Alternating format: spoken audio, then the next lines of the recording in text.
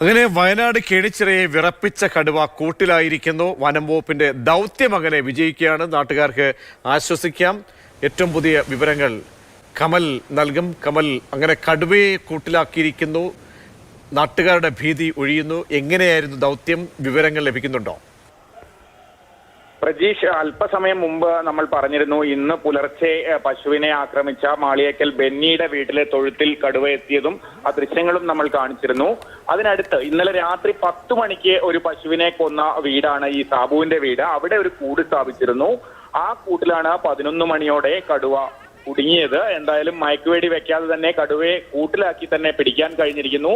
മാത്രമല്ല, കടുവ അവശ നിലയിലാണെന്ന് ഏകദേശം ആ ദൃശ്യങ്ങളിൽ നിന്ന് മനസ്സിലായിരുന്നു. ഇനിയിപ്പോൾ എന്തായാലും വിശദമായ പരിശോധനയ്ക്കൊക്കെ ശേഷം അത് വ്യക്തമായി പറയാനാകും. എന്തായാലും കേണിച്ചിറക്കാരുടെ ഉറക്കം ഇനി നഷ്ടപ്പെടില്ല. ഇന്ന് കടുവ രാത്രിയോടെ തന്നെ കൂട്ടിലായിരിക്കുന്നു. സമാധാനമായി ആ പ്രദേശത്തുള്ളവർക്ക് ഉറങ്ങാം എന്നതാണ് ഏറ്റവും ആശ്വാസകരമായ കാര്യം. പ്രജീഷ്, കമലിനി, കടുവയെ എങ്ങോട്ട് കൊണ്ടുപോകാനായിരിക്കും സാധ്യതയുള്ളത് കൂട്ടിലായ സ്ഥിതിക്ക്? പ്രജീഷ്, ഇവിടെ വനംവകുപ്പിന്റെ ഒരു സംരക്ഷണ കേന്ദ്രമുണ്ട് സുൽത്താൻ ബത്തേരി കുപ്പാടിക്കടുത്ത്. പക്ഷെ അവിടെ ഇപ്പോൾ കൂടൊക്കെ ഫില്ലാണ്, എല്ലാത്തിലും കടുവയുണ്ട്. അതുകൊണ്ടാണ് സമീപകാലത്ത് പിടിച്ച കടുവകളെയൊക്കെ മൃഗശാലകളിലേക്കൊക്കെ മാറ്റിയത്. പക്ഷെ എന്തായാലും പ്രാഥമികമായി ഈ സംരക്ഷണ കേന്ദ്രത്തിലേക്ക് തന്നെ ആകും കൊണ്ടുപോവുക. ആരോഗ്യ പരിശോധനയൊക്കെ നടത്തിയ ശേഷമായിരിക്കും എന്ത് ചെയ്യണമെന്ന് തീരുമാനിക്കുക. ഈ അവശത മറ്റ് രീതിയിൽ ഒന്നും പ്രശ്നങ്ങൾക്ക്, കടുവയെ സംബന്ധിച്ചുള്ള ആരോഗ്യ പ്രശ്നങ്ങൾക്കൊന്നും സാധ്യതയില്ല അല്ലേ?